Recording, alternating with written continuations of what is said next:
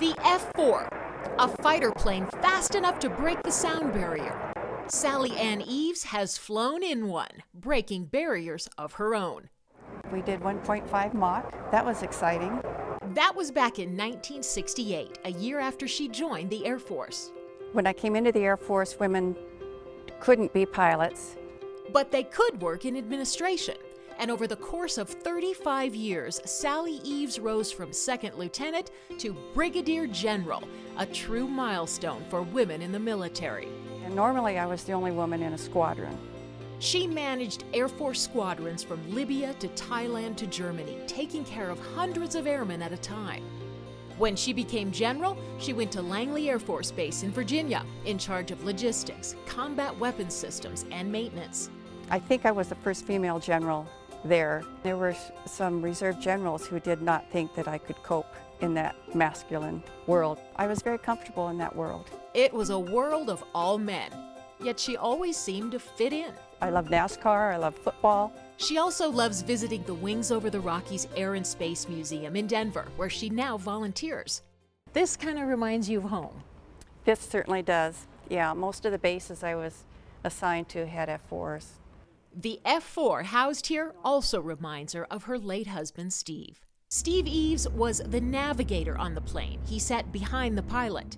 Pilot, man your plane. He was awarded the Silver Star when he shot down a MiG in the Vietnam War on May 10, 1972.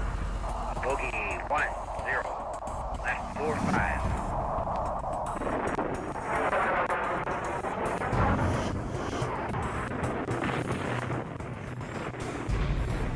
Airfield, it says Victory 5. Transplant 1 bogey. So the MiG that Steve got credit for shooting down, it was a missile that was under the wing.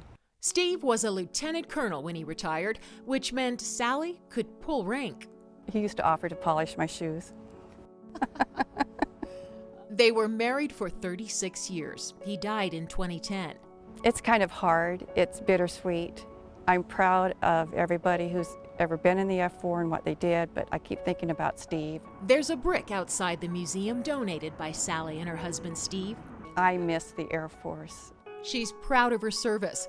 She's lived in 7 countries and 8 states and is the mother of 3 boys. When I would come back to Denver, I'm Sally. You know, I'm a housewife, mother. And so every once in a while, when I sit and think about that Brigadier General, I thought, it's awesome. Sally hopes to inspire other women thinking about joining the military. I would like to talk to every one of them and hope that their parents and their schools have taught them to respect themselves and to be confident. There's such a great world out there for them. I look at the young ones going in and I just say, oh, I wish I could do it over again.